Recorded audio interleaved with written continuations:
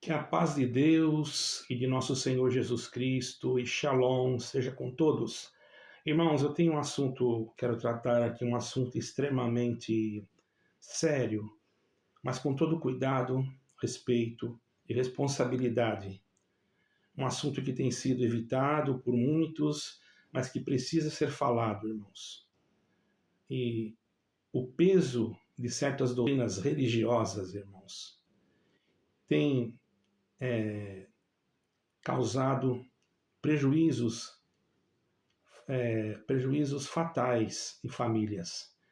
Infelizmente, essas instituições ainda negam e tentam se justificar com coisas, com argumentos infundáveis. E nós aqui não vamos citar nomes, porque o nosso assunto aqui é alma, o nosso assunto aqui é a salvação em Jesus Cristo. Mas por isso mesmo que nós queremos falar sobre isso, dessas doutrinas religiosas que, em vez de conduzir a vida, têm levado pessoas ao desespero mais profundo, para não dizer outra coisa que vocês já entenderam. Infelizmente, há instituições religiosas que sustentam há muitos anos doutrinas sem misericórdia. Eu sou testemunha disso, irmãos, dizendo que certos pecados tiram a salvação, de forma que tira definitivamente. Eles afirmam, por exemplo, que alguém que cometeu um adultério ou uma fornicação, né, mesmo arrependido, não pode mais ser salvo. Ainda que hoje possa ter algumas ponderâncias, dizem que mudou alguma coisa em algumas instituições, mas não é bem assim, porque sabemos que continua essa mesma prática entre aqueles que frequentam determinadas instituições, e isso é totalmente contrário ao Evangelho de Cristo. E eu quero perguntar, isso está no Evangelho de Cristo? A pergunta que eu faço. E esse ministério que o Senhor Jesus deixou para nós, ou ensinou? Então vamos verificar na palavra de Deus, irmãos. Jesus foi bem claro quando ele disse, eu tenho alguns versículos aqui separados, quando ele foi tratar com aquela mulher adúltera em João 8, versículo 11, ela havia pecado, sim, mas ele, o único sem pecado, disse, nem eu te condeno, vai e não peques mais. Jesus não aprovou o pecado, os irmãos estão entendendo aqui, mas também não esmagou a alma arrependida. Quem é você, líder institucional, que toma a frente de Deus e de Jesus Cristo para esmagar as pessoas, sendo que você está sujeito, ou às vezes até tem alguma coisa escondida que você não conta para ninguém, como casos que eu já presenciei também, ok? Então, irmãos, ele deu chance de um recomeço, ele abriu o caminho da graça. Isso é o Evangelho de Cristo. Quando Paulo exortou a igreja de Coríntios, onde havia casos graves de pecado, irmão, gravíssimos, ele escreveu em 2 Coríntios, capítulo 2, 7, deveis antes perdoar-lhe, consolá-lo, para que o tal não seja devorado de demasia tristeza. Isso aqui, Paulo falou isso, não foi eu que falei. Isso aqui não é doutrina minha, foi Paulo que falou isso. Se alguém contrariar isso aí, está contrariando a palavra de Deus. Ou seja, a correção deve existir, mas jamais sem a misericórdia, irmãos. A função do ministério de Cristo é conduzir o pecador ao arrependimento. Os irmãos estão entendendo? E não enterrá-lo na culpa. E tem muitos aí coveiros da fé, que gostam de enterrar os outros. Tome cuidado, irmão, tome cuidado. Mas está falando isso para nós? Não estou falando em nome de ninguém aqui. Se você achou que é para você, problema seu. Eu estou falando a verdade. Mas o que nós vemos em muitos lugares hoje, irmãos? Pessoas sendo tratadas como casos perdidos, não é? Como se estivessem espiritualmente mortas. Simples assim. E mortas para sempre, por causa de um erro. Pregações afirmando que a salvação foi arrancada de uma vez por todas. Condenações até públicas. Eu já vi isso, certo, irmãos? Exclusões sem compaixão. e um silêncio total sobre o perdão de Deus. Eu pergunto, que evangelho de Cristo é esse? Aonde está escrito que é assim nas Escrituras? Uma igreja ou uma denominação que age desta forma está agindo de acordo à guia do Espírito Santo? Nós não estamos aqui banalizando o pecado, mas estamos colocando as coisas na balança da justiça de Deus. Porque essa forma de lidar com o pecado não tem apoio nos ensinos de Cristo, irmãos. Nós não somos a favor do pecado, mas temos que analisar as coisas e não nos colocar no lugar de juiz. Muitos naquele dia terão uma grande surpresa. Certo, irmão? Você conhece alguém assim? Faça ele assistir esse vídeo para que ele não cometa irregularidades. Uma certa instituição tenta se justificar, tem meios de ações e justificativas que não são verdadeiras. Essa é a realidade. Tem coisas boas? Tem. Mas isso aqui que eu estou falando não é que eu queira atacar, mas isso aqui existe.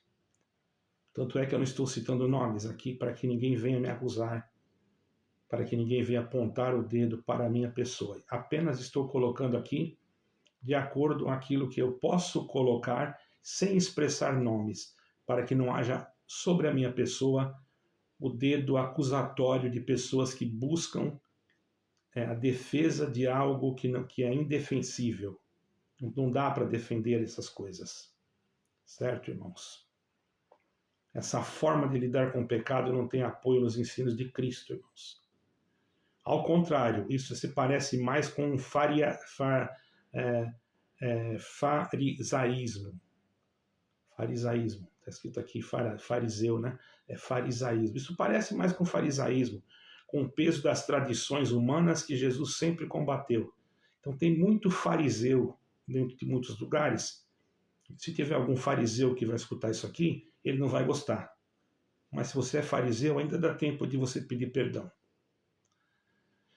Então eu vou colocar aqui umas questões um pouco mais dolorosas. Algumas dessas pessoas esmagadas pela culpa, pela rejeição, certo, irmãos? Chegaram a um ponto de esgotamento emocional tão profundo que desistiram da própria existência. Vocês entenderam o que eu quis dizer? Isso sim é trágico e nós devemos, como cristãos, irmãos, ter responsabilidade de uma denominação que age desse jeito. Ela é irresponsável perante as Sagradas Escrituras. Ela pode ser centenária, pode ter milhares de prédios, isso não vale nada diante de Deus. Deus não vai levar prédio nem instituições para o céu, ele vai levar o corpo da igreja de Cristo. Nós não estamos aqui justificando o pecado de ninguém, mas não aceitamos nada que venha destruir vidas de pessoas que muitas das vezes que são induzidas pelo adversário, cometem tais graves erros. Não estou aqui dizendo que não é grave, mas depois se arrepende, não volta mais. Agora essas instituições jogam a pessoa fora, a pessoa pensa que está perdida, aí se joga no mundo. E quem é o culpado? Não vamos usar aqui de termos explícitos, né? Porque eu quero respeitar as diretrizes das plataformas aqui do YouTube. Todos entendem muito bem o que eu estou dizendo. Agora pense comigo, analise comigo. Só um momentinho, irmãos.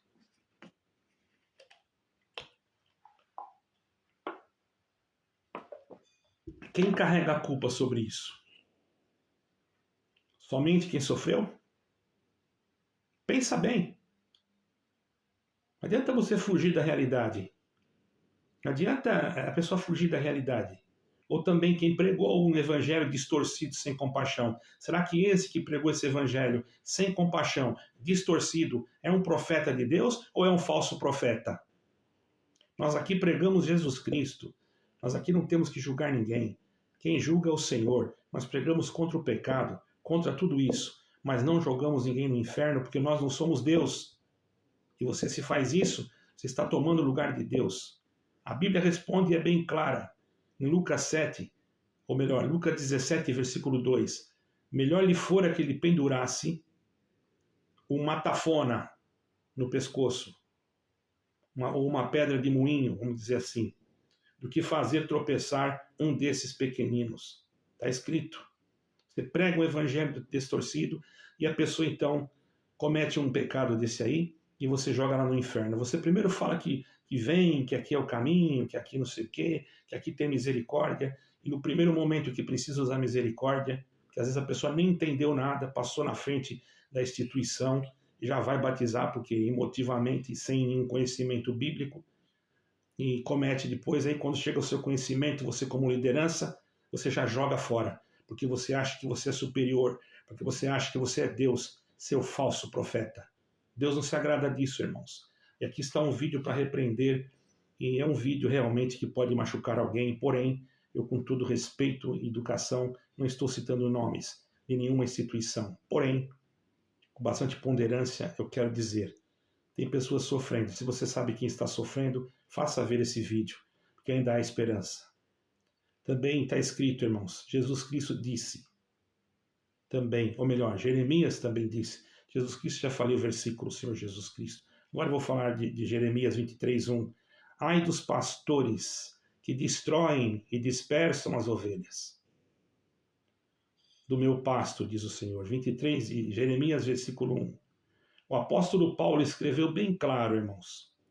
Cada um dará conta de si a Deus, mas também afirmou que os que ensinam responderão com maior rigor. Tiago 3, versículo 1.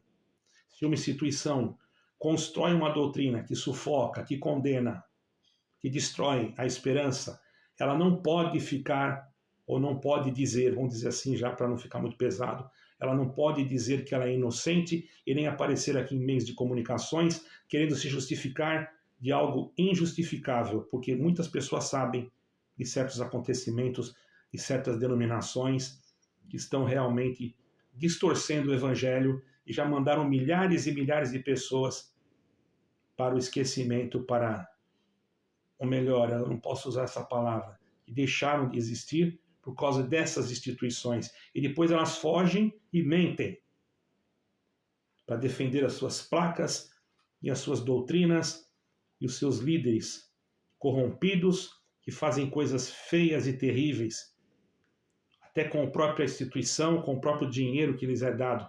Não cobram nada, não pagam nada, ninguém ganha nada. É mentira. Eu sou testemunha de casos em alguns lugares que pessoas ganhavam todo mês, e não era pouco, por fora, mas ganhava, para apresentar outras pessoas para cargos. Eu não preciso dizer nome de ninguém aqui. Mas o que eu estou falando, eu tenho confiança e segurança. Pagava bem e hoje está lá num cargo, porque pagou. E depois vem dizer que foi Deus que mostrou. Isso é mentira. Irmãos, adultério, fornicação, é um pecado sexual. Isso é grave, certo? São obras da carne, mas não são imperdoáveis. Não é que você vai sair agora, já que não é imperdoável, você vai começar a pecar para lá e para cá. Não é nada disso. Aqui ninguém justifica pecado. Mas a salvação não é destruída por um erro, mas pode ser recuperada pelo arrependimento verdadeiro e pela graça de Deus que está em nosso Senhor Jesus Cristo. Por que para líderes e filho de líderes tem perdão e para o pobre e o necessitado não tem? Qual a diferença entre um e outro? Essas pessoas deveriam ter vergonha, irmãos, de colocar diante das mídias sociais coisas para justificarem o injustificável. Seria melhor ficar calados, porque acarretam sobre si mais uma condenação, porque estão mentindo, e o diabo é o pai da mentira. Porque a salvação é destruída das pessoas, enquanto poderia ser recuperada, mas aqui não é mais o teu lugar, vai sentar lá no último banco, seu nome foi riscado do livro da vida. Quem é você para saber isso? Irmãos, aqui quero deixar bem claro, não estou justificando o pecado de ninguém, mas estou trazendo claro a verdade. Se vocês não gostarem da verdade, vocês vão sair do meu canal, porque aqui eu vou falar a verdade. 1 João, versículo 1, 1 João 1, versículo 9. Se confessarmos nossos pecados, Ele é fiel e justo para nos perdoar e nos purificar de toda injustiça. Quem falou isso foi João. Ele não falou no singular, ele falou no plural. Se confessarmos, então ele estava se colocando ele mesmo dentro desse mesmo padrão. E ele era apóstolo. Ele podia dizer, se vocês confessarem, porque eu sou santo, eu sou apóstolo. Não, se confessarmos. Irmãos, até onde vai o limite de tanta ignorância? Até onde vai almas e pessoas que acreditam em tanta mentira, achando que estão servindo a Deus e poderão ser, sim, culpadas naquele dia? Eu estou aqui alertando, apenas alertando, e não citando nomes. Não tem como você me processar, não tem como você me atacar. Se você entrar aqui me atacando, logicamente que você mesmo está se entregando. Porque daí todo mundo vai saber que foi a sua instituição que ela faz isso. Aí você vai atacar, vai falar alguma coisa, claro. Aí todo mundo vai ver, então é esse aí, qual a instituição que ele é? Pronto. Você mesmo vai entregar vai entregar a sua instituição. Então entre aí e fale. Tá entendendo, irmão? O evangelho, irmão, é para restaurar, e não para excluir. É para levantar e não para enterrar. É para dar esperança e não para decretar o fim. Os irmãos estão entendendo? Se você que está aí, que me ouve, você errou, caiu, e te disseram que você não tem mais a salvação, não acredite nessa mentira. Isso é mentira. Tá? Vai pensar só porque eu estou vestido tudo de escuro aqui, que eu sou do mal. Não, esse aqui é um paletó marrom e camisa preta, só que a câmera aparece. E quando eu trabalho na parte, estou fazendo um trabalho, eu gosto de estar assim, é costume, eu poderia estar com qualquer outro vestido. Mas tem pessoas que procuram defeito em tudo, vão achar defeito no que eu estou falando aqui. Mesmo porque querem defender as placas das suas instituições, que cometem coisas terríveis contra pessoas humildes que não conhecem muito bem a Escritura. Então, se você errou, meu amigo, meu irmão, peça perdão a Deus. Você não tem mais salvação o quê, irmão? Jesus Cristo é que pode decretar isso. Não acredite nessa mentira. A porta da graça está aberta para todo o coração quebrantado. Tem muita gente batendo no peito dizendo que é salvo e que não vai ter salvação nenhuma. Estão até na frente de púlpitos de povo, mas pregam mentiras, enganos, heresias. Como será a condenação daqueles que fazem isso? Mas eu também não estou condenando ninguém. Eu digo, como será? Estou dando um alerta para que essas pessoas também se arrependam, deixem de pregar essas coisas que não trazem edificação. Preguem a santidade, pregue o amor, pregue para se evitar o pecado, mas não jogue ninguém no inferno. Se você faz parte de uma instituição que usa o púlpito para decretar condenações eternas, reflita bem. Cristo nos chamou para pastorear e não para afastar as almas. O verdadeiro ministério do Evangelho é aquele que fala a verdade, mas com amor, corrige com esperança, exorta para a salvação. Então espero que essa mensagem alcance o ouvido daquele que precisa. Irmão, o único pecado que não há perdão é a blasfêmia contra o Espírito Santo. É negar a fé em Cristo Jesus. Esta fé que é dada a nós pelo Espírito Santo. Ou pregar coisas que eu já escutei aí pregando, eu nem vou falar onde foi, que são totalmente, descaracterizam a santidade do Eterno, achando que esses dias um determinado senhor aí de uma determinada denominação diminuiu até o Senhor Jesus Cristo. Como é que fica isso daí? Isso aí tem perdão, não é? Pisar em cima das Sagradas Escrituras, dizer que a palavra de Deus é farelo, isso tem perdão.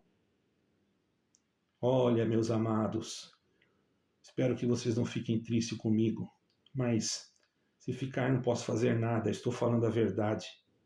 Podem me condenar, podem me julgar, a verdade tem que ser dita, porque Jesus Cristo disse, vinde a mim, todos os que estáis cansados e oprimidos, e eu vos aliviarei. Mateus 11, versículo 28, deixando claro que eu não estou justificando o pecado, mas estou dizendo que há misericórdia. Que instituições que se justificam, que mentem, como eu vi aqui numa determinada instituição, mentindo, irmãos. Aqui nós não ganhamos nada. Não ganha nada. Por que não ganha nada? Porque ninguém sabe. Mas quem sabe? E quem sabe? E quem já pertenceu lá dentro? E que já viu? alguém ganhar alguma coisa? Quem conhece pessoas que ganhavam por fora? Como é que fica? Eu acho que essas pessoas deveriam ter mais vergonha, irmãos. Ao invés de, se ficassem caladas, seria melhor. Mas infelizmente não é assim. Deus abençoe a todos. Shalom, não estou aqui atacando ninguém. Cada um sirva a Deus aonde achar melhor. Mas a verdade é essa. Ela vai doer aonde tiver que doer. Mas é a verdade. Que Deus os abençoe. Shalom, paz e graça e paz de Deus. E Deus abençoe a todos. Amém.